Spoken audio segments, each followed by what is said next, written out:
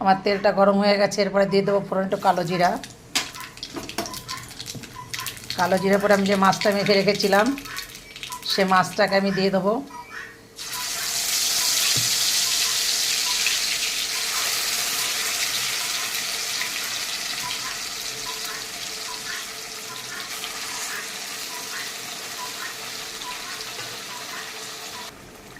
আমি এটার ভিতরে একটুখানি দিয়ে দেবো মিষ্টিটা ধুয়ে একটু জল, কারণ যে তোমার একটু জল লাগবে এর ভিতরে। আমি আলতু হাতে নেড়ে দেবো, বেশি বেশি একটা আমি নাড়াচাড়া করব না। দিয়ে এখন আমি এটাকে ঢেকে দেবো।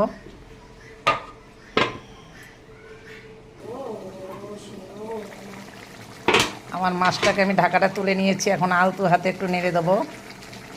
দেখুন আমি কাঁচা মাছ রান্না করেছি, আমার এক পিস মাছও কিন্তু ভাঙেনি। মাছটা কেন ভাঙে না, যদি ওর সঙ্গে একটু লেবুর রস দেওয়া যায়। লেবুর রস দিলে কিন্তু কখনো কাঁচা মাছ ভাঙে না। আমার রান্নাটা হয়ে গেছে, আমি নামিয়ে নিয়েছি। আজকে কারেন্টের ঝামেলাতে আমি খুব বিপদে পড়ে গেছিলাম। আজকে আমি শুধু এটাই রান্না করেছি, মাছের ঝোল আলু সিদ্ধ।